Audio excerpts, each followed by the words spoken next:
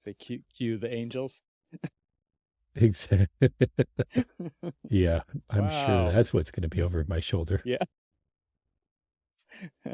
Wow, must be a good day in the Phelan household.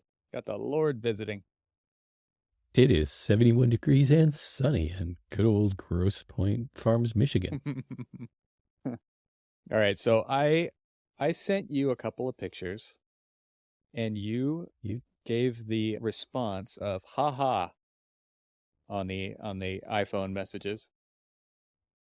And so I sent you two images that I'm going through drawers here. I'm still unpacking, Cormac. I moved in at the end of January. It is now near the end of August, so it is going on 6 months right now. Still unpacking. And I pulled two images out of this drawer. I haven't seen these images in 25 plus years, probably. I don't know. When did I graduate? Like 25 years ago. And I said, this was my 3D modeling skills circa 1995. And your response yes. was, haha. Haha. Okay, so It was more because is that okay? The before, because maybe we could show these images somehow. But yeah. is the response like, this is the lamest mod? Like, okay, so if you think Well, when first of I all, made a 3D model in 1995, think of the software, think of the computers, think of how that we modeled everything in that wireframe, right? so Compared that to was what the we make laugh. now, like we actually make But like see, rectangles now, right? As architects, but exactly. we make But dumb rectangles. the haha was you were using 3D software in 1995. I was making chipboard models in I was 1995. too, but yeah.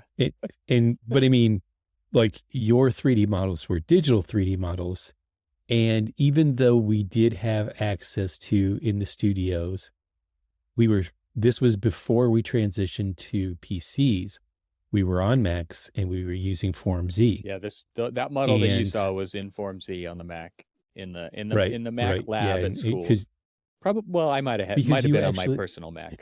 I can't remember. well, you actually still use Form Z on occasion, Well, no, it's been don't a you? while, but yeah, I mean, it hasn't been that long. Not as long as you, for sure. Well, did, oh, yeah. Yeah, Yeah. exactly. Because I think that 95 Studio might have been the first and last time I'd ever used Form Z. Wow. But here's the kicker. And here's, kind of like the thinking behind the haha was more as haha, you were allowed to do it. Allowed to. We were Oh, actually we were discouraged. I was talking to somebody today from getting too far into computing. Yeah, right. That's at an early stage of, I mean, because remember now, I mean, this was the dawn of our changing of hand drawings, hand drafting and stuff to really making that switch to computers. And there was still, because I worked in a firm, I think it was 94. I was working for a firm as a summer intern after my second year. And yeah, so it was after my second year. And they basically said so we had two drafts that were using AutoCAD. And of course the big massive digitizers and all of that other stuff. And everybody else was still doing everything by hand. Mm-hmm. And the people who were doing it with the computer would scoff at the people who were still doing it by hand, and the people who were doing it by hand were scoffing at the people who were doing it in the computer. And we were at that stage of evolution in architecture where everybody was so worried about, there was we want to call them the Luddites, the people who wanted to hold on to the tradition of hand drawing. But I mean, since it was so prevalent at the time, it was more of just like, oh, this new stuff it's just a fad. It's not gonna, Yeah. I remember. So thinking about that studio with that software, what kind of plotter did you all have? Did you have a plotter? We had a pen plotter. Yeah. Yeah, the pen plotter. Yeah. Oh my gosh, yes. It's so fun to watch. So fun to watch. Like plotters nowadays, right? It comes out like a Xerox. It's just a whole sheet spits out at Yeah. once. Back then, Oh, yeah, the yeah, sheet yeah. went back and forth, back and forth, back and forth, back and forth.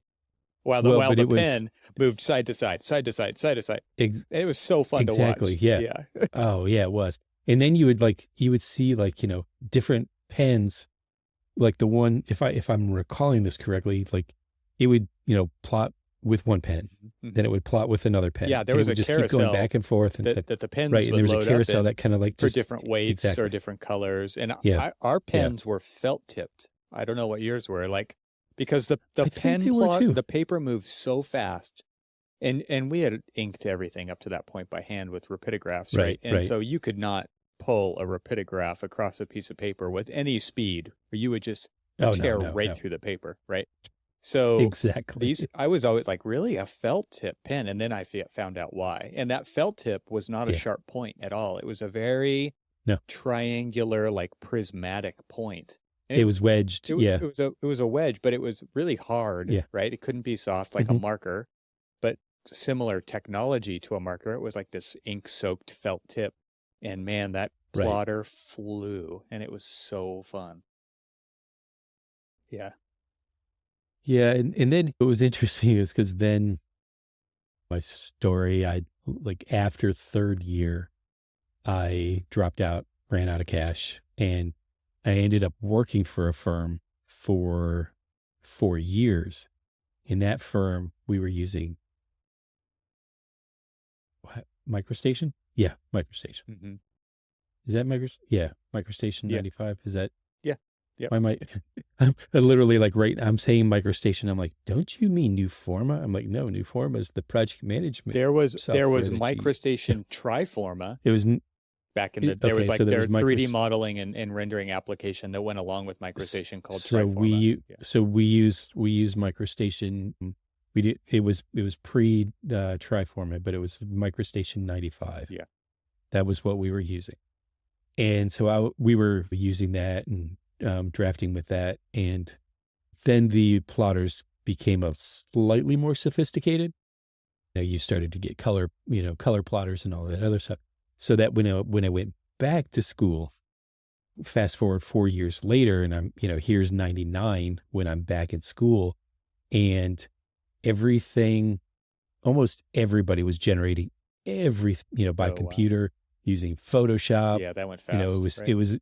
It was completely like opposite of the way that I left just 4 years earlier, where everything was sort of, at least through third year, we were almost demanded to do everything by hand. Yeah, there was. And then fast forward. Go ahead, finish up. I was going to say, so then fast forward to getting back, and everything is encouraged to be done by the computer. Yeah. And it was interesting because in a way I sort of saw, I'm just going to be judgmental about this, but I sort of saw a decline in the quality of the work that was being produced because people were just producing imagery.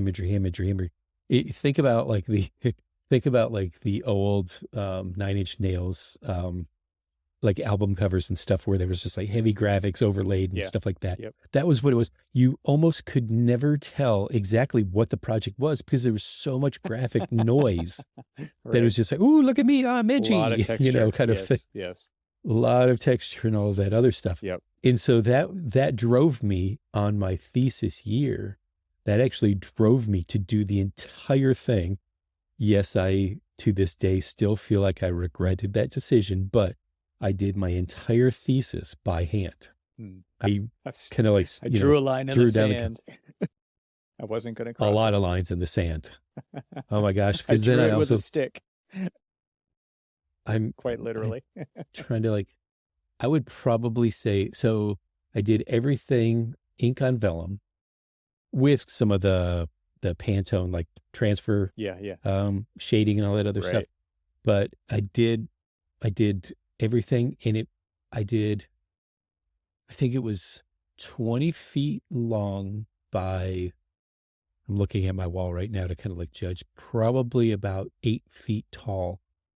And it was just several panels, but it was like a lot of information. It was like this one big, huge section because I did a military cemetery, but I did, like, so I had this really long section of like the entire site, but I did it at a legit scale.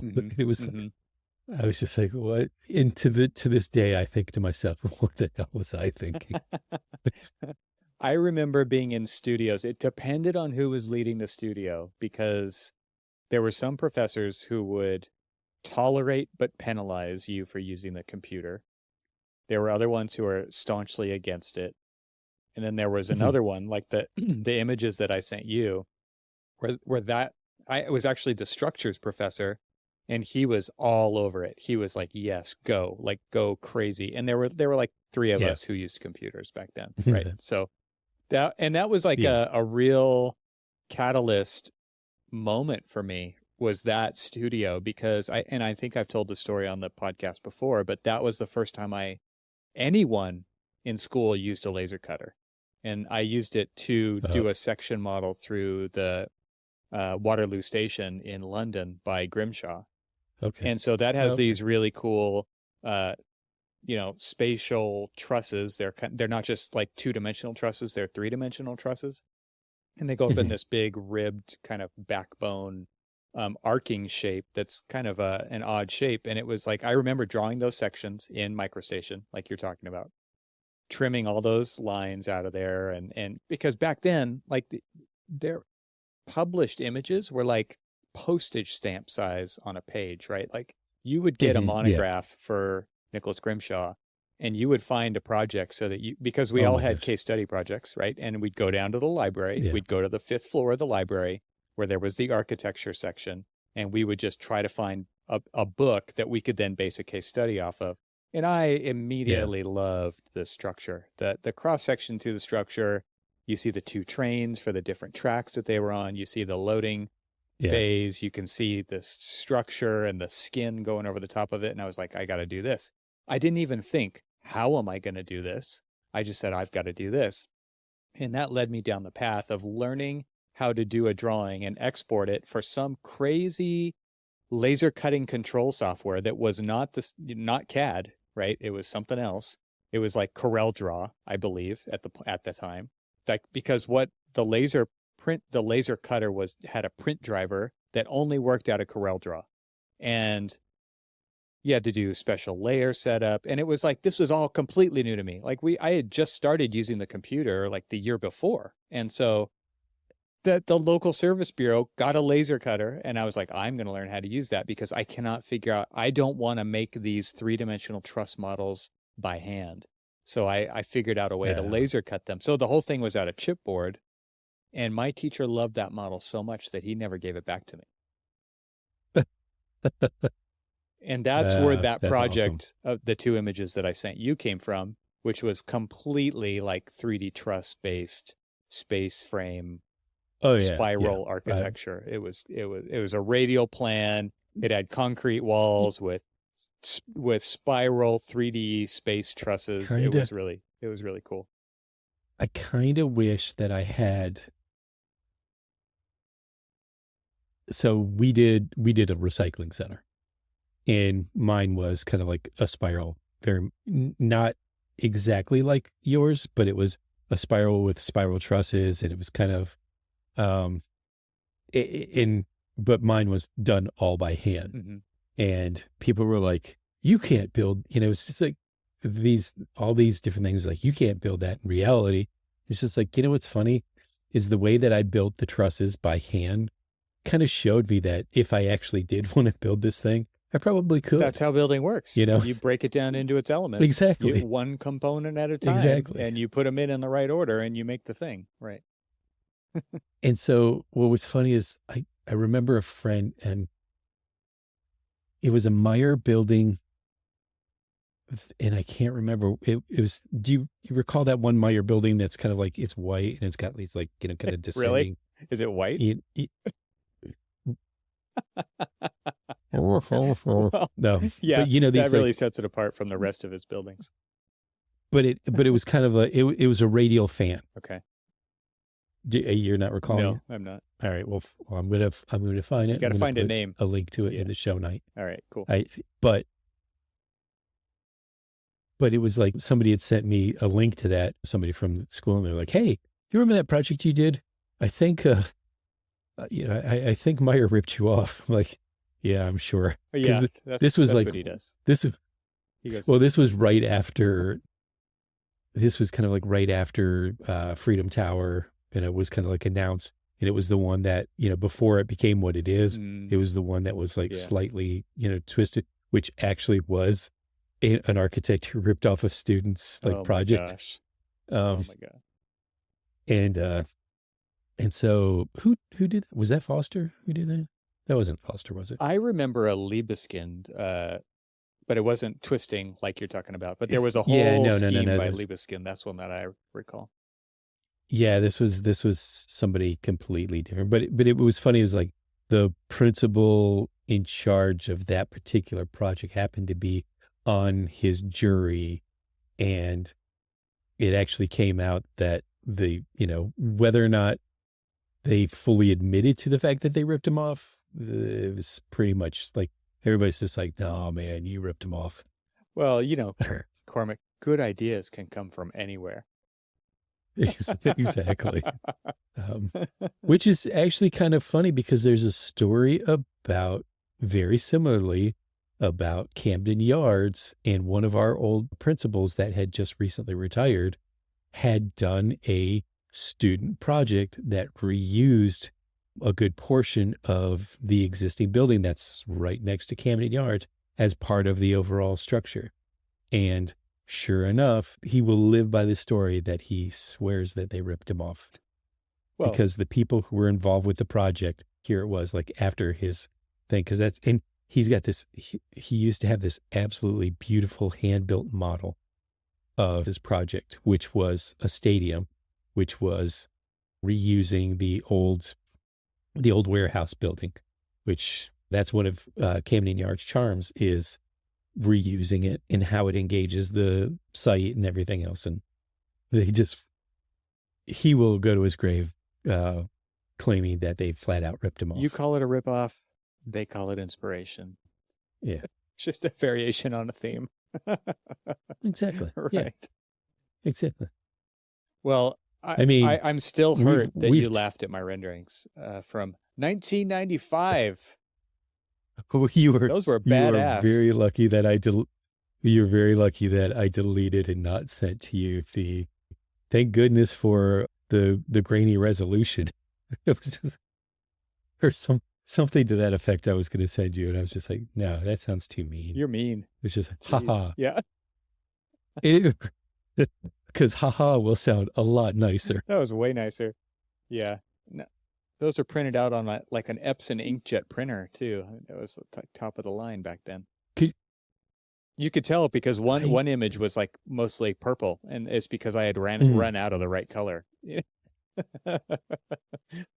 Well, you just tell them that you were trying to reminisce with like the old blue lines. Yeah, I was. But you wanted to do a purple line. I was doing purple lines. Exactly. Yeah, well, that's my story. And you're sticking with it? Yep. It's so crazy, like, to actually think about like all of the kind of like weird technology that we were watching kind of get ushered in like the early stages of our career. Mm-hmm. That today now, I mean, to see how people have taken it now. Like, I remember we used to do like, we would write like, scripts for hotkey commands and things like that. But it wasn't scripts like, Rhino does, or it wasn't visual programming, right? Or Grasshopper. Right. Yeah, it wasn't any of that. No. It was just like, and then I sit there and I'm like, I look over the shoulder at people who are doing that now, and I look at them like, what is this? It was like, first of all, it's like, what is this kind of sorcery? And you just like, you see people like, they're like plugging, like, you just like, I'm watching them do it and I'm like, no concept. I mean, no concept. Well, yeah, I mean, it's another form of sketching for people nowadays. I think we've talked about it in that context before, right? It's, for us, it was actual sketching on trace paper or in a sketchbook, and then it went to the computer, and it's gone to code now and programming. Yeah. Yeah. Yeah. I mean, I'm excited for my retirement so somebody else can do this. We're all excited for your retirement. Let's see. That's going to be in what, 30 2 years? decades? I was going to say 30. 30. Ooh, wow. 30. Well, you still got 20 years before you're actually you've made it at all, right? Like That's true. You have to be entirely white-haired by then, to be considered even. Where your hands are all like, Crumpled up. exactly. Great. I want to do this. Yeah. Okay, Mr. Geary. Okay, so I have complained once before about this, but I would like to complain again. Back to nature. Architect magazine. Here we go. I would like to. I can't even see it. It's paper thin. Okay. There are. Let's explain for the audio. Let's explain for the audio audience right now what Cormac is holding up to the screen. I am holding up the Architect magazine, Mm-hmm. the Journal of the American Institute of Architects. Right. So here's what we get as a publication as a perk for our membership. And I'm holding it up sideways, pointing it towards the camera for all of the audio listeners to show Evan how very thin this magazine, this publication is. Now, you flip to the back page and it's 64 pages. 64 pages. Of those 64 pages, only 28 of them include true content that is not an ad. Wow. 28 of 64 pages. Wow. Now, I did include the table of contents and included. Do you cover the cover?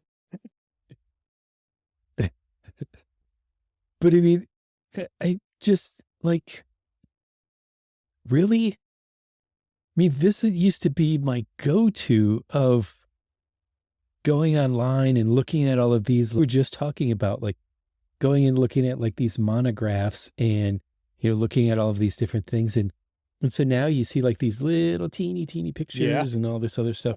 It's like little teeny pictures. So you're saying we had little a good teeny back then. text. They were really. We had it good crisp, back then. Black ink drawings on white paper. You could read them. They were legible, but they were small. But what you're saying is that today's drawings are even smaller. Oh yeah. And I don't think, and I'm looking at something from the ecology school in Maine. And so, to me, it's a very lovely project that I would really like to actually see more of. So it probably means that I'm going to have to, exactly, because the article that is 3 pages long is broken up with an ad in the middle of it. It's almost like when you're sitting there and you're watching a YouTube video and, so there's like an ad that starts playing in the middle of your video. That is exactly what's going on here. It's just like, seriously. How? So if you could pay for an ad-free version, would you? Would you pay for an ad-free 28-page version of that magazine? Can I get bigger pictures? Could it be 64 pages but bigger pictures?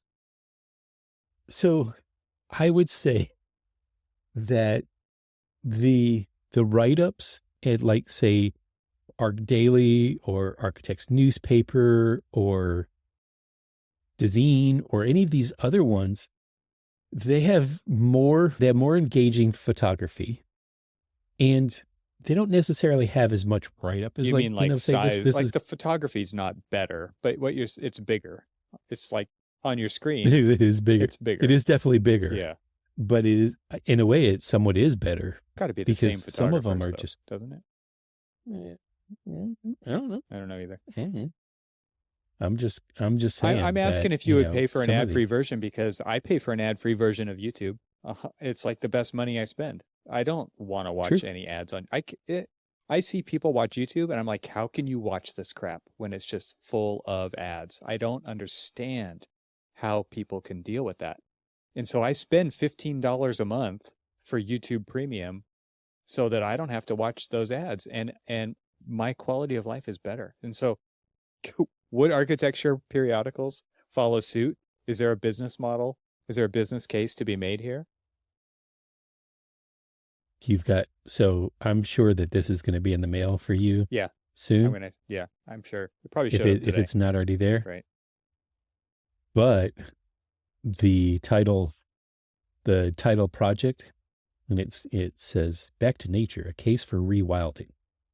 And I'm not even going to get started about the conversation about if you build a bunch of concrete planks and then just put trees on essentially planters, is that really rewilding? But that aside, that opinion aside, if you flip to it, it says images by Midjourney. No way. I shizzle you nuts. I was not expecting that.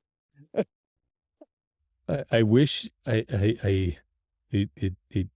yeah, you're not going to be able to see this because of my. But I'm going to look in my magazine when it shows up. The word right there that is blurry right now is Midjourney. Wow. I'm like, so not only are we getting a publication that's 64 pages long that only has 28. Would you doubt it? What's the byline on that article? Oh man, I would not be surprised. I mean, if they can't get enough income to pay for more content in a magazine, which means hiring writers, which means, like you've got to have a staff to produce a magazine. At least I think you do. Then you've got to start figuring out where you can cut the costs. Would you not okay, first of all, let's be honest. This is part of these are our fees that go to this. Yes. I don't know how much money that they spend on this. What's the percentage of an AIA clearly not membership much that goes to Architect Magazine? Right. Yeah, clearly not much. I mean, and if you think about it, if of 64 pages and only 28 of them are actual content, if you don't count the table of contents, everything else is ads. It's 40%. Yeah, 40% content. Okay, so 60% ads, and they can't afford to get because they're ads, they can't afford to kick in a little bit more money to actually get a little bit more content and maybe some images that may or may not actually be from Midjourney. I don't really care if they're from Midjourney or not. I mean, I that sort of struck me as funny. That is funny. That was images by, and it does have a name. I'm not going to read off the name, but it's the person's name / Midjourney. Okay. Which means it's probably the person who was generating the imagery. The prompt engineer. And the prompt engineer.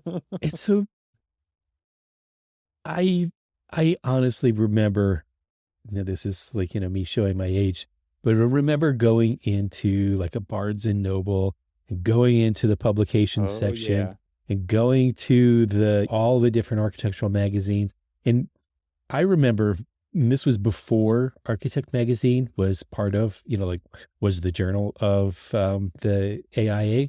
And it was, I think the journal of the AIA was Architecture Record at the time? Yeah, I think so. Which I don't know if that exists anymore or not. I don't think so.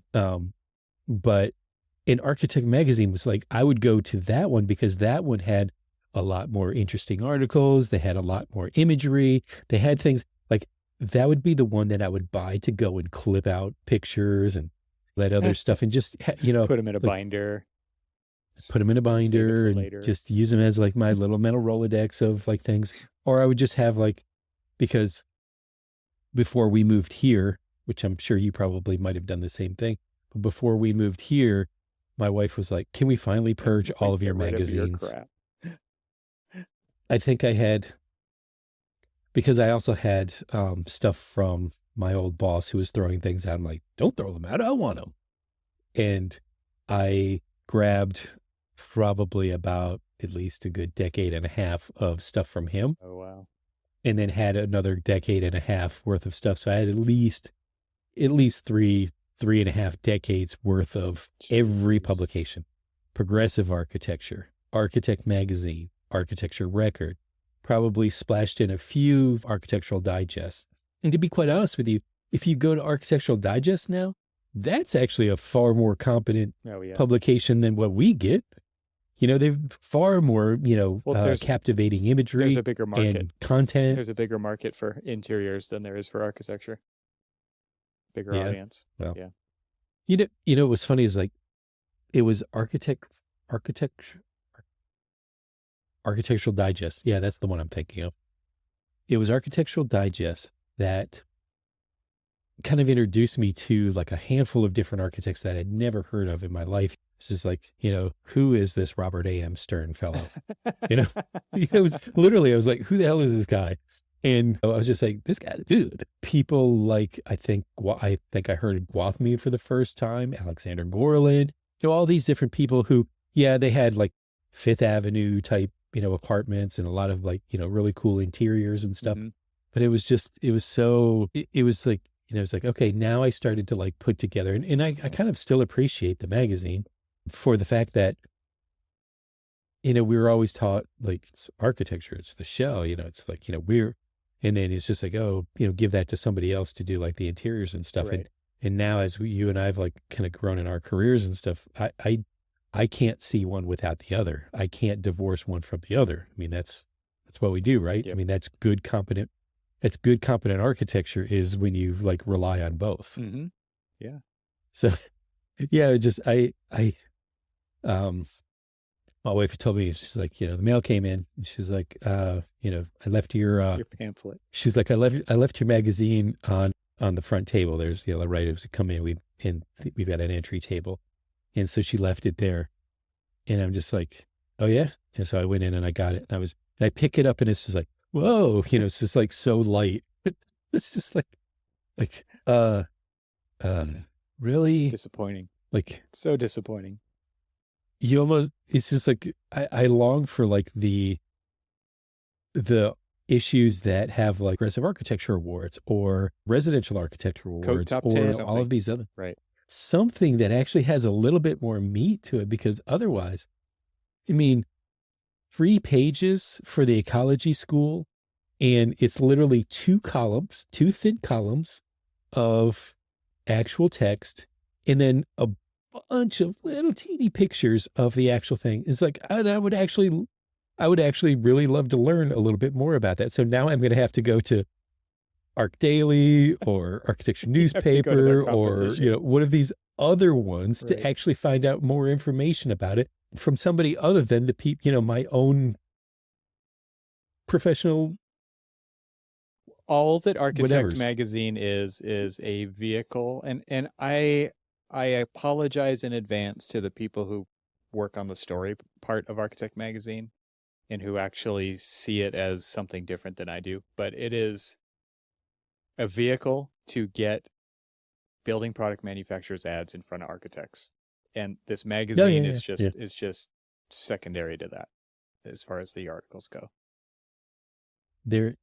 And I even included a 4-page spread for continuing ed. But for you to get any credits for this continuing ed, you do actually have to go to a website. What's the point in here? So to do what? Is that to like take a quiz, or is that to like, so you have to get your name captured so that you become a sales lead, or both? Uh-huh. Yeah. Uh-huh. Yeah. I mean, that's my point, is like, there's so many things it feels like with, I mean, we've complained about NCARB on here recently because of the fee hike. The AIA is not cheap to be a member of. And they're still constantly shoving this ad stuff in our face because they're looking for outside revenue always. Like it's just kind of crazy making that we spend the amount of money we spend for membership. And you said it, this is a perk of membership. A membership benefit is that you get the subscription, which is really just a way to get junk mail in your mailbox.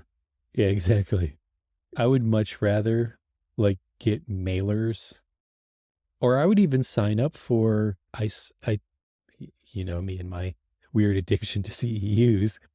But I mean, I signed up for people that I know are going to give me quality information for, I don't know, I do a lot of like flat roofs or plaza decks or things like that that need something like a Hydrotech or something. But Not a Cormac, sponsor, that's but you looking for what you need. And this is the right. other way around. This is like, we are going to blanket mail everybody and hope that And tell you some what you need. small percentage of those people will respond. It is exactly the opposite model. It doesn't make sense to Right. me. And yet it persists. I just don't understand how that line Yeah. item is still in so many people's budget on the manufacturing If, side. to be quite honest with you, to if they would do something, is it, it's, I think it's Arc Daily, that if you go to, if you're like looking at a project and you're kind of like reading some of their articles and you're like flipping through, at the very bottom, they actually like have lists of manufacturers I'm that sure. were involved on this. Right. I would even do like go so far as to say, you know, hey, I'd like to have like maybe an interactive page where I could click on a project and I'm clicking on what manufacturer did they use for their glazing? What manufacturer did they use for their expansion joints? What do you know, all of these different things, and you just like click on it and it Yeah. pops up, and then it gives you like, this was blah, blah, blah, and it's blah, blah, blah. And you can go to this website and find more information about it. I mean, at least make it somewhat damn useful instead of just giving us splash pages of, you know, finding links to other things. Do away with this altogether. Don't send me paper. Send me a web, what is it? What is the, I'm blanking on the like online, like, you know, publication where you can like Issue. flip through issue. Thank you. Issue. I don't know literally why I blanked on that one, but you know, and issue is pretty interactive, right? Yeah. I mean, I don't know if like there's been several that I've gone to that can create like something very interactive too. Right. And there's just like a little dot that can like, you know, Oh yeah. Yeah. you know, Something to get and your it's just like, attention. ooh, I'll click on that dot. Right. Exactly. And I was like, ooh, I'll click on that dot and see what it is. And Like a kid. What's that? Squirrel. but at least it's something that's giving me some valuable information. I was okay. I've read the project. I would really love to. So it's like I'm looking at this cover of Architect Magazine. I'm like, oh, you know, this very kind of green roof plaza kind of thing going on. You can get that it's in actually Midjourney. kind of amazing. Well, exactly. But I mean, I was just like, okay, this is really kind of cool. If I did something like that, what I would want to know is how did they achieve that? What are the materials that they used to do this? What are the kind of detailings, or at least the manufacturer? Who's the right person to ask to go in to try to accomplish that? Right. You know, because again, that goes back to the whole conversation that we had about Midjourney can create all of this imagery all they want to. And there's like some architect out there. There was a more recent article that I was just reading, and I blanked on the name of the article and that, but he was basically saying that AI can help us kind of like regain our connection to design. Right. And I remember. Yeah. you I saw know, something about that too. You must have sent yeah, that to me, but and yeah, it was like, it can reconnect us to like high design, because all the buildings have gotten so dumb and so dumbed down and stripped, basically. yeah, and it was just like, AI can help you create images, but again, AI can't help you build squat. Unbuildable. And you're still going to have to Yeah. you're still going to have to figure all of that out. Right. And if you That's what an can't, architect's going to that's be. where That's where your value is. exactly. Is it just architectural draftsman, a detailer? Figuring it out, the figuring it out part. Yeah, I mean, it's they in text, you know, there's a lot of talk about the hallucination that happens with ChatGPT. It'll cite authors of different things. It's like, that's not even a real person, right? And it's like, and you can say Right. that, oh, this isn't the author of that. And it's like, oh, you're right, I'm so sorry. And then it'll say, this is the real author of that. And I think that it does the same thing with imagery, right? It is basically daydreaming up imagery. It's putting pixels next to other pixels because that's what it sees happen most often. And so right. because of all the images that it's been trained on. And there's some really amazing outcomes that come out of that. And at the same time, it's like you see buildings made out of feathers and you see stained glass curving in 8 different directions. And it's like, and how?